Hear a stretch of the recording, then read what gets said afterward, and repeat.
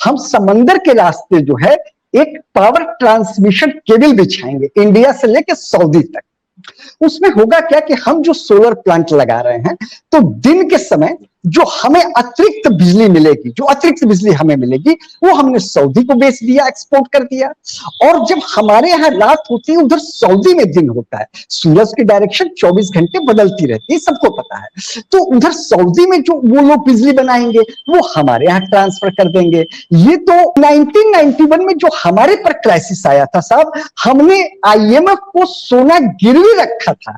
हमारे reserve bank में उस वक्त 350 टन सोना था, उसका 15% हमने सोना गिरवी रखा था, उस पर लोन लिया था। और उसको बाद में हमारे PV नरसिम्हा राव जब ये प्राइम मिनिस्टर थे और मनमोहन सिंह जी उस समय फाइनेंस मिनिस्टर थे, तो इनकी पॉलिसी जब 3-4 साल एक्टिवेट हुई तो बाद में हम लोग उस सोने को वापस ले आए। पाकिस्तान में उतना गोल्ड रिजर्व नहीं है, पहली चीज।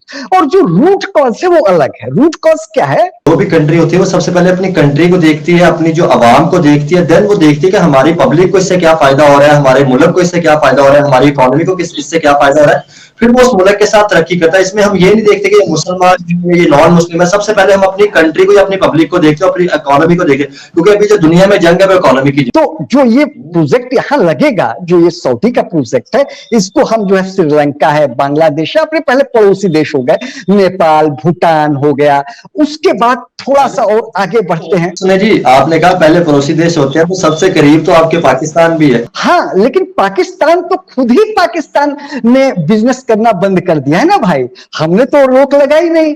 आप तो जानते हैं, तो $50 बिलियन सऊदी की अरामको अबू धाबी करेंगी, बाकी $50 बिलियन में 25 IOCL, 12.5 BPCL, 12.5 HPCL। इस तरीके से ये 5 कंपनियां मिलकर के हमारी रत्नागिरी रिफाइनरी पेट्रोकेमिकल लिमिटेड में अपना कार्य शुरू कर। बीजेपी आई जब से मोदी साहब की गवर्नमेंट आई, तब से क्या क्या अचीवमेंट की? क्योंकि 2014 के बाद जब से बीजेपी आई तो बहुत से ऑपोजिशन की अगर बात की जाए तो वो कहते हैं कि बीजेपी की आने से इख्तलाफात बढ़े, हिंदू मुस्लिम झगड़े बढ़े, यानी कि लोग दूर दूर हुए या तरक्की नहीं। तो इसके आप किस तरह देखें? क्योंकि हमने तो देखा कि जैसे जब से बीजेपी आई, मोदी साहब आए, हिंदुस्तान ने तरक्की की है। जैसे इकोनॉमी उन्होंने 5वीं बड़ी इकोनॉमी बनाई और आगे वो कह रहे हैं कि 2025 से 30 तक हम दुनिया की 3री बड़ी इकोनॉमी बन जाए। तो वहां की इंडस्ट्रीज भी यहाँ इंडिया के सस्ते श्रम का फायदा उठाएंगी, हमको रोजगार देंगी, टेक्नोलॉजी देंगी, और यहाँ से वो 40% कम कीमत पर वो माल जो है कम ट्रांसपोर्टेशन पे यूरोप तक पहुंचेगा। सबका ही फायदा है। हाँ, जैसे संदर्भ पर आप देखें पीपल टीवी, हमारे साथ इंडिया से एक गेस्ट मौजूद है।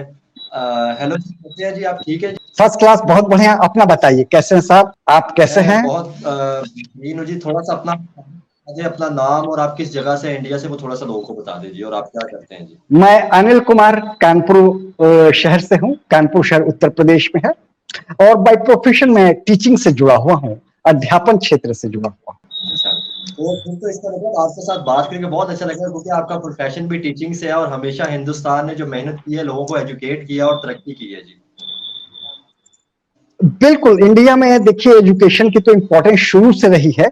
हम लोगों के यहाँ मतलब जब 1947 में अपना देश आजाद हुआ था, उस समय से ही हमारे जो प्राइम मिनिस्टर थे पंडित जवाहरलाल नेहरू, उन्होंने एजुकेशन पे तभी से फोकस शुरू कर दिया था। सर मुझे एक चीज बताइए, रिसेंटली आपके वहां पे G20 समिट हुआ और दुनिया की 20 इकोनॉमीज आई, तो सर मुझे ये बताएं, अभी सऊदी अरब के साथ आपकी जो ऑयल रिफाइनरी के ऊपर जो एक प्रोजेक्ट हुआ, तो उसके बारे में थोड़ा सा बताएं कि आप जो दुनिया की बड़ी रिफाइनरी मशीनरी लगा रहे हैं, जिससे आप दुनिया को ऑयल एक्सपोर्ट वाले से थोड़ा सा बताएं कि वो इंडिया में किस जगह पे हो रही है और वो प्रोजेक्ट कब स्टार्ट हो रहा है और उससे दुनिया को क्या फायदा होगा। बिल्कुल सर, हमजा साहब, ये G20 नहीं है, अब G21 हो गया है। इसमें यूरोपियन यूनियन को भी हम लोगों ने शामिल कर लिया है। और जहां तक बात है ये वेस्ट कोस्ट रिफाइनरी प्रोजेक्ट की, इसी G20 सम्मेलन में सऊदी के प्रिंस मोहम्मद बिन सलमान साहब आए थे। वो हमारे स्टेट गेस्ट थे। वो एक दिन ज्यादा रुके हैं। जब G20 का सम्मेलन खत्म हो गया है तो उसके बाद भी अगले दिन उनके साथ कुछ एग्रीमेंट साइन हुए इंडिया सऊदी के। इसमें एक बहुत ही इंपॉर्टेंट जो है एग्रीमेंट था। ये एग्रीमेंट है largest integrated refinery and petrochemical of the world. मतलब दुनिया, अभी तक हमारे देश में है, दुनिया की सबसे बड़ी रिफाइनरी है, अभी भी है, जामनगर गुजरात में रिलायंस की। लेकिन ये जो बनेगी ये इससे भी बड़ी होगी, यह 60 मिलियन टन पर एनम। अब आप समझ सकते हैं, हम लोग यहाँ हिंदुस्तान पाकिस्तान में करोड़ वगैरह ज्यादा यूज करते हैं, तो आप समझिए 60 करोड़ टन हर साल का इसका उत्पादन होगा, और 12 मिलियन बैरल पर डे का। और इंटीग्रेटेड रिफाइनरी एंड पेट्रोकेमिकल का मतलब होता है यहां पर, इंटीग्रेटेड मतलब जुड़ा हुआ। यहां केवल हम क्रूड ऑयल को रिफाइन नहीं करेंगे, बल्कि इसी के साथ साथ पेट्रोकेमिकल प्रोडक्ट्स का भी उत्पादन होगा। अभी तक क्या होता था, रिफाइन कर लिया और जो वेस्ट हुआ उसको उन प्रोडक्ट्स को, पेट्रोकेमिकल प्रोडक्ट्स को बनाने के लिए किसी और जगह भेजते थे। यहां ऐसा नहीं है, यहां पे ऑलरेडी एक ही प्लांट में दोनों कार्य होंगे। जैसे जब क्रूड ऑयल को रिफाइन किया जाता है, पेट्रोल बन गया, पेट्रोल बनने के बाद केरोसिन है, चारकोल है, आपका ग्रीस है, और जो दूसरे सब प्रोडक्ट्स हैं वो भी यहीं पर बनेंगे। ये सर जो अभी आपने एक बात कही सऊदी वाली चीज, मैं देखता हूं, पाकिस्तान का भी देखता हूं, वहां ये चीज चल रही है कि सऊदी और यूएई इन्वेस्ट कर रहे हैं। देखिए, इन्वेस्ट कर रहे हैं ये बात सही है, लेकिन इसके लिए खुद आपको भी प्रयास करने पड़ते हैं, अपने पैरों पे खड़ा होना पड़ता है, खुद इनिशिएशन लेना पड़ता है। आपने एक बात बिल्कुल सही बोली कि जो भी कंट्री होती है वो सबसे पहले अपनी कंट्री को देखती है, अपनी जो आवाम को देखती है, देन वो देखती है कि हमारी पब्लिक को इससे क्या फायदा हो रहा है, हमारे मुल्क को इससे क्या फायदा हो रहा है, हमारी इकोनॉमी को इससे क्या फायदा हो रहा है, फिर वो उस मुल्क के साथ तरक्की करता है। इसमें हम ये नहीं देखते कि ये मुसलमान ये नॉन मुस्लिम है, सबसे पहले हम अपनी कंट्री को या अपनी पब्लिक को देखते हैं, अपनी इकोनॉमी को देखते हैं, क्योंकि अभी जो दुनिया में जंग है वो इकोनॉमी की जंग है।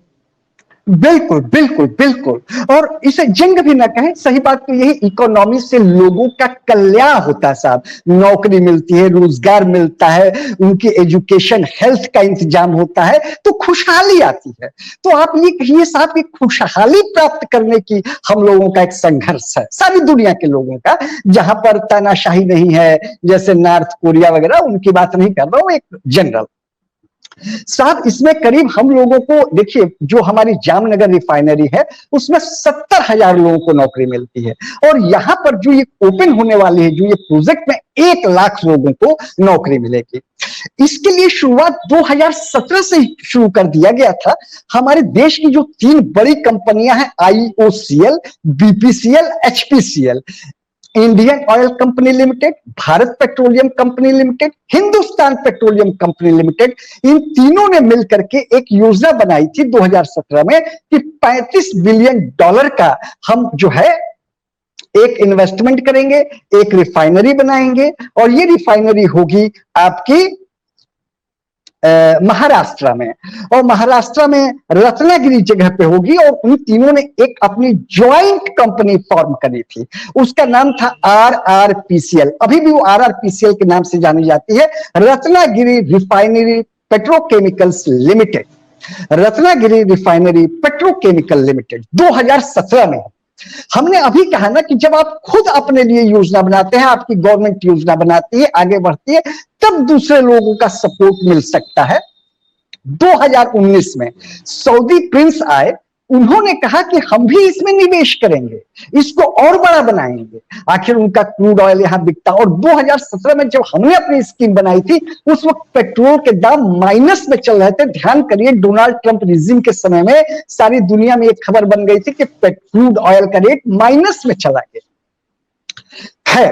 तो सऊदी अरामको की, सऊदी की कंपनी है अरामको, और अबू धाबी की कंपनी है नेशनल ऑयल कंपनी, इन दोनों ने मिलकर के कहा भाई 50% हम भी निवेश करेंगे। तो कितना हो गया, उस वक्त हमारी स्कीम थी $35 बिलियन की, लेकिन बाद में कॉस्ट थोड़ी बढ़ी, मशीनरी इक्विपमेंट वायबिलिटी निकाली गई, ये $100 बिलियन के आसपास चला गया। तो $50 बिलियन सऊदी की अरामको और अबू धाबी करेंगी, बाकी $50 बिलियन में 25 IOCL, 12.5 BPCL, 12.5 HPCL, इस तरीके से ये 5 कंपनियां मिलकर के हमारी रत्नागिरी रिफाइनरी पेट्रोकेमिकल लिमिटेड में अपना कार्य शुरू करेंगी। ये 2023 में फाइनल हो गया है। एक्चुअली 2019 में प्रिंस जब आए थे, उसके बाद कोरोना आ गया, 2019 में लॉकडाउन लगा, 2020 में हमारे यहाँ सेकेंड वेव थी, सारी दुनिया परेशान थी। उसके बाद 2021 में यूक्रेन रशिया का वार छिड़ गया, तो वो जियो पॉलिटिकल रीजन से सऊदी थोड़ा उधर उलझ गया। अब जो है 2023 में एकदम फाइनल हो गया, और आई थिंक कि 1-1.5 साल में आप देख लेंगे कि ये इसका काफी कुछ कार्य शुरू भी हो गया। रत्नागिरी, अभी आप मुझे ये बताएं कि अभी जो आप देख रहे हैं, आप दुनिया की बहुत बड़ी रिफाइनरी जो लगाएंगे, प्रोजेक्ट लगाएंगे, तो आप इसको कैसे देखते हैं कि हिंदुस्तान जो है वो किस किस कंट्री को और जो है इसको एक्सपोर्ट कर सके? क्योंकि बेसिकली मसला तो ना एक्सपोर्ट करेगा, क्योंकि रशिया से जैसे आप सस्ता ले रहे हैं, आप हाँ, तो रशिया से सस्ता है लेके उसके प्रोडक्ट्स को हम यूरोप में भी बेच रहे हैं। तो जो ये प्रोजेक्ट यहाँ लगेगा, जो ये सऊदी का प्रोजेक्ट है, इसको हम जो है श्रीलंका है, बांग्लादेश है, अपने पहले पड़ोसी देश हो गए, नेपाल, भूटान हो गया, उसके बाद थोड़ा सा और आगे बढ़ते हैं। सुने जी, आपने कहा पहले पड़ोसी देश होते हैं, तो सबसे करीब तो आपके पाकिस्तान भी है। हाँ, लेकिन पाकिस्तान तो खुद ही पाकिस्तान ने बिजनेस करना बंद कर दिया है ना भाई, हमने तो रोक लगाई नहीं। आप तो जानते हैं इमरान खान साहब ने ही ट्रेड में रोक लगाई थी, तो अब जबरदस्ती तो हम पाकिस्तानी भाइयों को नहीं बेच देंगे ना। आप भी समझ सकते हैं इस चीज को। मैं आपकी बात से बिल्कुल एग्री करता हूँ। उसकी वजह ये है कि देखिए, सबसे पहले आपको अपने मुल्क की पब्लिक को देखना चाहिए कि उसमें क्या फैसिलिटीज हो रही है, मुल्क की इकोनॉमी में कितना, जीडीपी में कितना शामिल हो रहा है, जो भी आप प्रोजेक्ट कर रहे हैं उसका क्या कंट्रीब्यूशन है जीडीपी में, उसके बाद वो आपके मुल्क को तरक्की दे रहा है कि नहीं, फिर आप वो काम करते हैं। तो रिसेंटली जो भी आपने प्रोजेक्ट किए G20 में, या उससे पहले भी जो भी आपके प्रोजेक्ट हुए, तो वो रिसेंटली बड़े उनकी तारीफ करनी चाहिए कि वो आपके मुल्क की इकोनॉमी को बहुत ऊपर लेके गए और बड़े प्रोजेक्ट दुनिया की नजर में। अरे सर, अभी तो केवल एक प्रोजेक्ट पे आपने जिक्र किया, और सऊदी प्रिंस की आपने जिक्र करके एक दूसरा भी प्रोजेक्ट है जो कि G20 के इतर जिस दिन ये हमारे साइन हुआ है वेस्ट कोस्ट रिफाइनरी प्रोजेक्ट का, उसी दिन ये भी साइन हुआ है। वो है India Saudi grid connectivity. Grid मतलब इलेक्ट्रिसिटी ट्रांसफर का है। तो ये कैसे है साहब, हम समंदर के रास्ते जो है एक पावर ट्रांसमिशन केबल बिछाएंगे इंडिया से लेकर सऊदी तक। उसमें होगा क्या कि हम जो सोलर प्लांट लगा रहे हैं, तो दिन के समय जो हमें अतिरिक्त बिजली मिलेगी, जो अतिरिक्त बिजली हमें मिलेगी, वो हमने सऊदी को बेच दिया, एक्सपोर्ट कर दिया। और जब हमारे यहाँ रात होती है, उधर सऊदी में दिन होता है। सूरज की डायरेक्शन 24 घंटे बदलती रहती है, सबको पता है। तो उधर सऊदी में जो वो लोग बिजली बनाएंगे, वो हमारे यहाँ ट्रांसफर कर देंगे। ये तो one sun one world one grid का कंसेप्ट हमारे मोदी जी ने आज से 5-6 साल पहले दुनिया को दिया था। फ्रांस वगैरह सबको पसंद आया। तो ये तो केवल इंडिया सऊदी एक छोटा पार्ट है। सिंगापुर से एग्रीमेंट साइन हो गया, उसमें भी समंदर के रास्ते हम लोग पावर ट्रांसमिशन लाइन सिंगापुर को करेंगे। फिर उसके बाद इंडोनेशिया, मलेशिया, म्यांमार, इनको जोड़ेंगे। उधर पूरब की तरफ और पश्चिम की तरफ यूरोप तक जाएगा ये। तो आप देखेंगे यूरोप में जब दिन होगा तो वहां से बिजली इंडिया आ रही है, जब हमारे यहाँ दिन है तो हमारे यहाँ की बिजली उधर जा रही है। वैसे सिंगापुर, इंडोनेशिया में भी जब दिन होता है तो उधर की इलेक्ट्रिसिटी। तो इसमें फायदा क्या होगा, जो बैटरी की कॉस्ट बच जाएगी। ये लिथियम आयन, क्योंकि सोलर जो इलेक्ट्रिसिटी बनती है, एक तो होता है हमने सोलर पैनल से बिजली बनाई, डायरेक्ट कंज्यूम कर दिया। दूसरा होता है रात में हम कैसे काम करेंगे, इसके लिए बैटरी लगानी पड़ती है, लिथियम आयन बैटरी। लेकिन उसके दूसरे साइड इफेक्ट्स हैं। लिथियम कम है, बहुत कॉस्टली पड़ता है, हर 3 साल बाद बैटरी चेंज करनी पड़ती है। अगर हम ओवरऑल सोलर इलेक्ट्रिसिटी की कॉस्ट देखें, हाँ, लिथियम अभी निकला, खदानें जो हैं लिथियम आयन की तमाम खदानें हैं, हमारी इंडियन कंपनीज के पास कॉन्ट्रैक्ट हैं। लेकिन फिर भी ये ऐसा नहीं है एवर टाइम नहीं चलेगा। लेकिन जो सोलर एनर्जी है एवर टाइम चलेगी। तो इसमें एक तो कॉस्ट कम होगी, हमारी बैटरी की कॉस्ट कम होगी, प्रदूषण नहीं होगा। लिथियम निकालने में और रिफाइन करने में पानी की बहुत ज्यादा जरूरत पड़ती है, तो वो सब चीजें हमारी बचेंगी। तो उससे क्या होता है, करीब 40 से 50% हमारी कीमत बचेगी।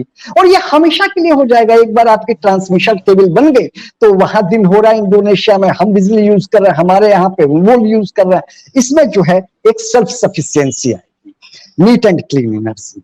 तो ये भी जो है, हाँ, आपसे बात पूछना, जब से बीजेपी आई, जब से मोदी साहब की गवर्नमेंट आई, तब से क्या क्या अचीवमेंट की, क्योंकि 2014 के बाद जब से बीजेपी आई तो बहुत से ऑपोजिशन की अगर बात की जाए तो वो कहते हैं कि बीजेपी की आने से इख्तलाफात बढ़े, हिंदू मुस्लिम झगड़े बढ़े, यानी कि लोग दूर दूर हुए या तरक्की नहीं हुई। तो इसके आप किस तरह देखें, क्योंकि हमने तो देखा कि जैसे जब से बीजेपी आई, मोदी साहब आए, हिंदुस्तान ने तरक्की की है। जैसे इकोनॉमी उन्होंने 5वीं बड़ी इकोनॉमी बनाई और आगे वो कह रहे हैं कि 2025 से 30 तक हम दुनिया की 3री बड़ी इकोनॉमी बन जाएंगे।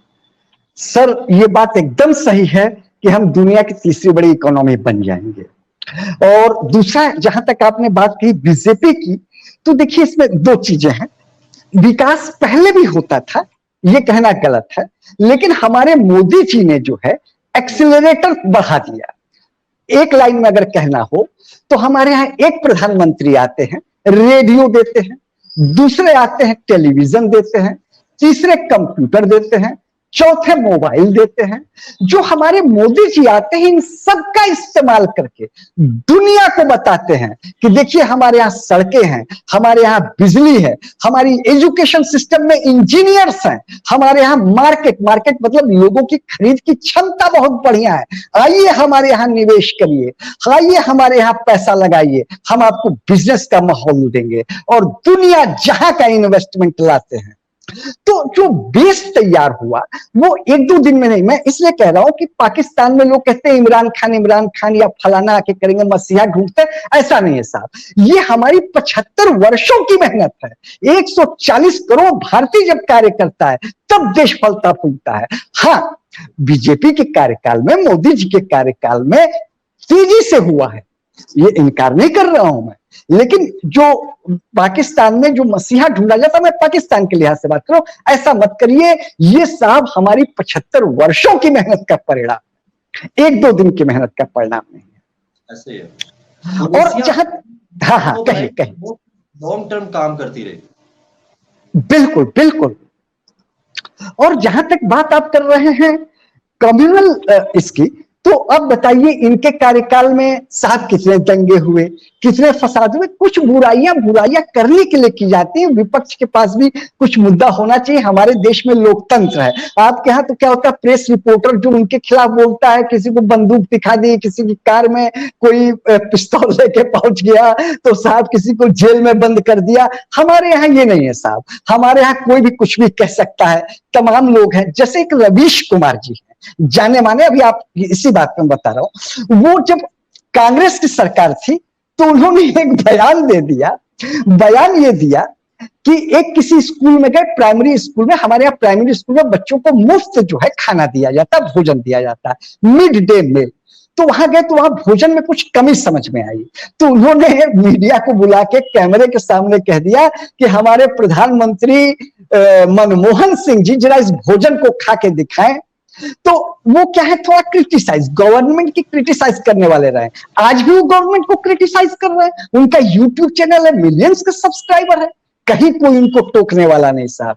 मैं एक बात कह रहा था, फ्रीडम, प्रेस की फ्रीडम, तो ठीक है, हमारे अपोजिशन के मित्र हैं, हमारे कांग्रेसी भाई हैं और दूसरे मित्र हैं, कहते हैं, कोई उसमें इश्यू नहीं है। वो तो कुछ बुराइयां बुराई करने के लिए भी होती है ना। अभी हम थोड़ा सा टॉपिक से हट रहे थे, चले टॉपिक से हटके भी 1-2 और क्वेश्चन भी पूछूंगा। मैं ये पूछना चाहता हूं सर, जब आप मुझे बताएं अनिल जी, जब आपकी अगर बात की जाए, जब 1992 की बात की जाए, जब इंडिया क्राइसिस में था, हाँ तो ऐसी कौन सी पॉलिसियां अडॉप्ट की थी कि जिससे मुल्क बेहतर हुआ? क्योंकि देखिए पाकिस्तान भी इस टाइम क्राइसिस में जा रहा है, ताकि हम भी ये देख सके कि यार हमारा पड़ोसी मुल्क था, इसने ये पॉलिसियां बनाई थी, अगर हम ये करते तो हम भी हो सकता है कि ये जो हमारे हालात है क्राइसिस से हम निकल सकें। बिल्कुल। देखिए एक्चुअली क्या है, 1991 का जो क्राइसिस था, उस क्राइसिस का मैं स्टडी कर चुका हूं, और जो इस समय पाकिस्तान में क्राइसिस है, दोनों की नेचर में बड़ा अंतर है। नेचर और उसके रीजन में, उसके रूट कॉज में जाए तो बहुत ज्यादा अंतर है भाई साहब। मैंने अभी शुरुआत में एक बात कही थी कि आपको खुद ही अपने पैरों पर खड़ा होना पड़ता है, आपको खुद ही योजना तैयार करनी पड़ती है। जो मैं देख पा रहा हूं पाकिस्तान में, विजनरी का मतलब दूरदृष्टि, कि हमें अपने देश को आने वाले 20 साल में, 25 साल में, 30 साल में किस रास्ते पर ले जाना है, वो चीज नहीं है। 1991 में जो हमारे पर क्राइसिस आया था साहब, हमने IMF को सोना गिरवी रखा था। हमारे रिजर्व बैंक में उस वक्त 350 टन सोना था, उसका 15% हमने सोना गिरवी रखा था, उस पर लोन लिया था। और उसको बाद में हमारे पीवी नरसिम्हा राव जब ये प्राइम मिनिस्टर थे, और मनमोहन सिंह जी उस समय फाइनेंस मिनिस्टर थे, तो इनकी पॉलिसी जब 3-4 साल एक्टिवेट हुई, तो बाद में हम लोग उस सोने को वापस ले आए। पाकिस्तान में उतना गोल्ड रिजर्व नहीं है, पहली चीज। और जो रूट कॉज है वो अलग है। रूट कॉज क्या है? जब 1947 में आपका देश आजाद होता है, आजाद क्या होता है, हम तो कहेंगे अलग होता है, ठीक है ना? बिल्कुल अलग हुए थे हम, हिंदुस्तान से अलग हुए थे, बिल्कुल ऐसे ही अलग हुए थे। हमने अपना पहला काम किया, संविधान तैयार किया। संविधान वह डॉक्यूमेंट होता है, आजादी का डॉक्यूमेंट होता है, जिसमें जनता के नुमाइंदे तैयार करते हैं और उस संविधान को स्वीकार करते हैं। हम भारत के लोग, हमारे संविधान में पहले जो भाषा लिखी है, हम भारत के लोग, मतलब क्या है कि हमने, कोई भी देश आजाद कब होगा, तभी माना जाएगा ना कि जब हम अपना कानून, अपना संविधान खुद तैयार करेंगे। हमारा राष्ट्रपति कौन चुनेगा, हमारे प्रधानमंत्री का निर्वाचन कैसे होगा, हमारी संसद में कौन होंगे, कितने लोगों पर एक जनप्रतिनिधि होगा, न्यायपालिका मतलब जुडिशरी के क्या कार्य होंगे, कार्यपालिका एग्जीक्यूटिव के क्या कार्य होंगे, व्यवस्थापिका आप कह सकते हैं पार्लियामेंट को, तो उनके क्या कार्य होंगे, इलेक्शन कमीशन वो कब कैसे चुनाव कराएगा। तो सारी चीजें संविधान में लिखी गई, वर्णित की गई। सबसे पहला काम हमने ये किया साहब। आपके यहां क्या हुआ साहब? संविधान बना 1956, ठीक, पहली बार। उसमें भी जनता की नुमाइंदगी नहीं, बलूचिस्तान खैबर पख्तूनवा के लोगों को छोड़ दिया गया। हमारे यहां सब फ्रीडम फाइटर्स ने अपना संविधान बनाया, वो जो जिंदगी भर अंग्रेजों के साथ संघर्ष करते रहे। आपके यहां क्या हुआ साहब? आपके यहां सीमांत गांधी, अब्दुल गफ्फार खान, उनको साहब जेल में डाल दिया गया। तो इसके पीछे रीजन क्या था, जो मैं समझ पा रहा हूं कि कायदे आजम जिन्ना साहब जो आपके थे, उन्होंने जब पाकिस्तान को अलग किया तो उसमें उन्होंने सहयोग लिया था बढेराज माने जमींदार, और इंडिया में रिच मुहाजिर उनको, जो इंडिया से मुसलमान हिजरत करके गए थे। तो रिच मुहाजिर कौन? जो इंडिया के नवाब थे। तो ये लोग जब वहां गए तो उन्हें पाकिस्तान में लोकतंत्र नहीं चाहिए था, इन्हें अपनी जमींदारी बचानी थी साहब। तो ये लोग वहां पे हावी हो गए, वढेरा और रिच मुहाजिर। एक एग्जाम्पल, परवेज मुशर्रफ के पिताजी ने सिकंदर मिर्जा को, कहा जाता है, कुछ लोग कहते हैं, मैंने देखा नहीं, कि 50,000 रुपए दिए और वहां उच्च पद प्राप्त कर लिया। बाद में उन्हीं का लड़का वहां आर्मी चीफ बन जाता है। तो जब इस तरह के लोग सत्ता में होंगे तो वो पाकिस्तान के आम लोगों के लिए काम नहीं कर रहे हैं। वहां पे देखिए ना, 1971 के बाद आपने अपना संविधान बनाया, पिछले 76 साल में एक भी सरकार बताइए जो 5 साल चली हो। मैंने खंगाला बड़ी मुश्किल से ट्रिपल पी दारी वाली, ये थी 5 साल चली, लेकिन उसमें भी 3 बार आपने प्राइम मिनिस्टर बदले। जिलानी कियानी गियानी वाला जब दौर था, ध्यान करिए, 5 साल में 3 प्रधानमंत्री। तो जो रूट कॉज है, जो मूल कारण है, वो ही अलग है। अयूब खान का दौर देखिए, इकोनॉमी की बात कर लेते हैं। उस वक्त भी पाकिस्तान का रेवेन्यू डेफिसिट $1 बिलियन का था। रेवेन्यू डेफिसिट उसको कहते हैं कि जो आप टैक्स लेते हैं ना आम जनता से, और जो आप अपनी सरकारी लोगों को तनख्वाह देते हैं, उसके अंतर को कहते हैं रेवेन्यू डेफिसिट। तो साहब, रेवेन्यू डेफिसिट मतलब जो आप टैक्स लेते थे, उससे आप अपने सरकारी कर्मचारियों को तनख्वाह नहीं दे पाते थे। $1 बिलियन की जो इमदाद अमेरिका से आती थी, उससे चलता था। तो क्या हुआ? अमेरिका की बात माननी पड़ी। अमेरिका के इशारे पे आप लोगों को यूएसएसआर से लड़ना पड़ा। मेरी बात सुने। हाँ, हम थोड़ा सा टॉपिक से भी हट गया, क्योंकि हम बात उधर की कर रहे थे, हम इस पे भी टॉपिक रखेंगे, बिल्कुल बात हाँ, क्वेश्चन ऐसा चला गया कि उसके लिए तो फिर बैठना पड़ेगा कभी। तो टॉपिक पे वापस आते हैं। तो मेरे कहने का मतलब यही है कि सर, वो थोड़ा सा आपके यहाँ रूट कॉज में प्रॉब्लम है। कॉरिडोर की बात करें, उसके ऊपर जैसे आपने बात की कि हम जो है वो आप उसको भी, सिंगापुर को भी बिजली सप्लाई करेंगे, उसके बाद यूएई को देंगे। हम इसमें भी थोड़ी सी बात करें तो सेकंड मुझे बताएं कि जब इंडिया ये इतना बड़ा प्रोजेक्ट बनाएगा, ऑयल रिफाइनरी जो लगाएगा, तो आप इसको क्या समझते हैं कि इसको इंडिया कैसे देखता है? आपकी जीडीपी में कितनी कंट्रीब्यूशन होगी? और आप जो जब ये एक चीज ही आपके मुल्क में आ जाएगी, आप इसे मेड इन इंडिया बना के बेचेंगे, तो आप इसको किस तरह देखते हैं? एज अ ये क्योंकि ये देखिए, ये भी कहा मैं गया समझ कि गया। माहौल के अंदर जो है वो पॉल्यूशन आएगा, ये भी सारी चीजें बोली गई। हाँ, पॉल्यूशन देखिए, इंडस्ट्री जहां आती है थोड़ा बहुत पॉल्यूशन आता है, लेकिन इसके लिए हमारे यहाँ एक एनवायरमेंट कंट्रोल बोर्ड बनाया गया है। वो ये देखता है कि इससे जो पॉल्यूशन आएगा उसके साइड इफेक्ट्स को हम किस तरह से दूर करेंगे, वो इन चीजों पे नजर रखता है। हमारी जो इकोलॉजी है उसको सस्टेन कर पाएगी कि नहीं कर पाएगी, इसमें नजर रखी जाती है, ये होता है। और जहां तक अभी आपने एक बात कही कि बीइंग इंडियन हम कैसे देखते हैं, मेड इन इंडिया, ये हमारे लिए फक्र की बात है। टेस्ला अभी रिसेंट, फॉक्सकॉन, ये सब अभी इंडिया में आ रही है, उस पर भी चर्चा कर लेंगे। और ये जो रिसेंट जो अभी आपने जो पेट्रोलियम कॉरिडोर की बात कही, वन सोलर वन ग्रिड की बात करी, हमें नहीं भूलना चाहिए कि ये आईएमईसी को सपोर्ट करता हुआ है। जैसे ये सोलर ट्रांसमिशन वाली चीज बताई, तो सऊदी में तो बिजली वैसे भी है साहब, वहां पे तो पेट्रोल गैस से बनाते हैं, तो सोलर से अतिरिक्त बिजली लेके वो क्या करेगा। वो साहब जो आईएमईसी का जो एग्रीमेंट साइन हुआ है G20 में, इंडिया मिडिल ईस्ट कॉरिडोर, इसमें यूरोपियन यूनियन को जोड़ा जाएगा। इसमें जो देश होंगे यूएई, सऊदी, इजराइल का हाइफा पोर्ट, और उससे होते हुए ग्रीस तक जाएंगे, और ग्रीस के रास्ते फ्रांस और जर्मनी तक। इसमें हमारी 40% लागत कम हो जाएगी ट्रांसपोर्टेशन की। एक्चुअली है क्या, अभी यूरोप जाने का एक ही रूट है इंडिया से, अगर देखें तो शॉर्टेस्ट रूट की बात करो, अफ्रीका से घूम के जाने वाले रूट की नहीं बात कर रहा हूं, तो उसमें आता है सुएज कैनाल। तो सुएज कैनाल बहुत ज्यादा ओवरलोडेड है। अभी कुछ दिन पहले एवरग्रीन नाम का एक वहां पर शिप फंस गया था, तो आपने देखा होगा कई किलोमीटर की वहां लाइन लग गई थी शिप की। बना था। हाँ हाँ, तो इसमें क्या है कि एक अल्टरनेट रूट मिलेगा, सबका फायदा है, यूएई का फायदा है, सऊदी का फायदा है, क्योंकि वहां तेल केवल 20 साल के लिए बचा है। तो वो लोग ये चाहते हैं कि इसमें वो इंडस्ट्री लगा लें, जापान की तरह, जर्मनी की तरह, वो भी अपने आप को यूरोप की तरह इंडस्ट्रियलाइज करना चाहते हैं। और मोहम्मद बिन सलमान काफी आधुनिक विचारों के हैं, उन्होंने तो आते ही कह दिया था कि मिडिल ईस्ट को हम यूरोप बनाएंगे। तो इसमें सऊदी का भी फायदा है, आगे बढ़े तो इजराइल का फायदा है, हाइफा पोर्ट अडानी ने खरीदा हुआ है, इंडिया का स्टेक है, ग्रीस की इकोनॉमी को भी बल मिलेगा, और ग्रीस की डिपेंडेंसी उधर टर्की पे खत्म होगी। ग्रीस और टर्की की अपनी राइवलरी चलती है।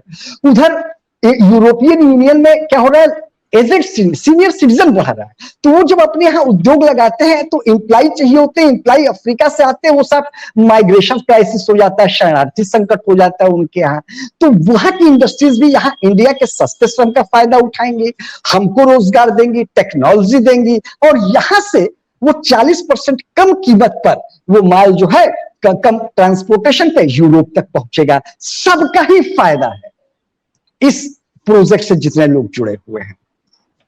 केवल और केवल इसमें प्रॉब्लम टर्की को आ रही है। अभी कल परसों की न्यूज है कि जो एर्दोगन साहब ने कहा है कि जैसे उनकी स्टेटमेंट आ रही है, एर्दोगन साहब ने कहा है कि बिना हमारे टर्की के ये पूरब और पश्चिम को जोड़ना संभव नहीं है। पूरब का उनका मतलब है इंडिया, चाइना और आपका जो सेंट्रल एशिया की कंट्रीज हैं। पश्चिम से उनका मतलब है यूरोप से।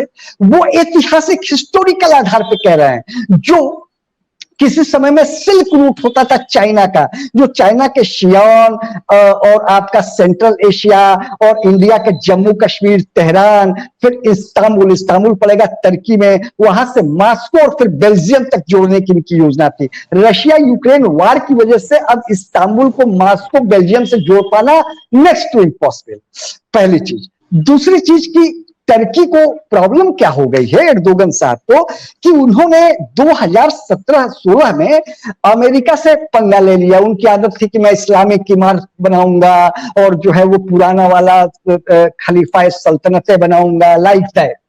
तो इसमें जो है वो इंडिया के कश्मीर पे भी बोल रहे थे, मलेशिया के साथ एक टाई अप बना रहे थे, सऊदी अरब से झगड़ा कर लिया, ऐसा कुछ उन्होंने काफी डिस्प्यूट वाले काम किए थे। तो जब S-400 मिसाइल खरीदी है नाटो का कंट्री होने के बाद भी, तो अमेरिका ने सैंक्शन लगा दिया।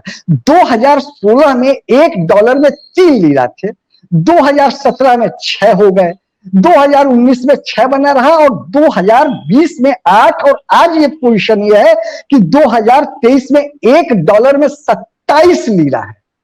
और अगर 2018 में इन्होंने चाइना से $3.5 बिलियन का लोन न लिया होता और इंफ्रास्ट्रक्चर के लिए दूसरे एशियन डेवलपमेंट बैंक से लोन न लिया होता तो और ज्यादा बुरी हालत होती। अब आप समझ सकते हैं एर्डोगन साहब को। तो इनको ये डर हो गया है कि चाइना जो अपना पैसा लगा रहा है वो कहीं ना लगाना बंद कर दे। ये तो बहुत बड़ा प्रोजेक्ट है हिंदुस्तान के लिए।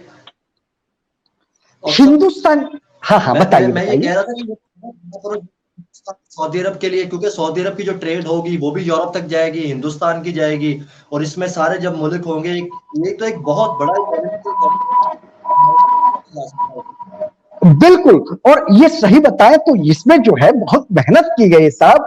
इसमें पहले इंडियंस के दिमाग में एक चीज आती थी शुरू में कि अगर हम ईरान से इराक, इराक से सीरिया, लेबनान होते हुए यूरोप जाए, लेकिन ये वाला रूट ऐसा रूट रहा है, मुझे खुद ध्यान आता तब मैं बच्चा था 1984-85 में, उस समय पे भी ईरान इराक का 7-7 साल युद्ध चल रहा है। आज भी आप देख रहे हैं सीरिया में युद्ध चल रहा है।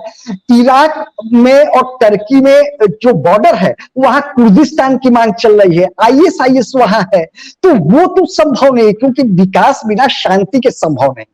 ठीक, तो इंडिया को भी एक अच्छा रूट मिल गया सऊदी वाला। इसमें हमारे जो NSA हैं अजीत डोभाल साहब, इन्होंने 2021 में ITU2 जब बनी थी, इंडिया, इजराइल, USA और UAE, तो उसमें ही एक जो है रेल लिंक बनाने की योजना रखी थी। उसके बाद 8 मई 2023, ये न्यूज कंटेंट अभी मेरे रिसेंट नजर में आया था, इसीलिए मैं बता रहा हूं और आपके लिए भी, ऑडियंस भाइयों के लिए भी, कि अजीत डोभाल साहब जब सऊदी जाते हैं तो USA के NSA से मिलते हैं।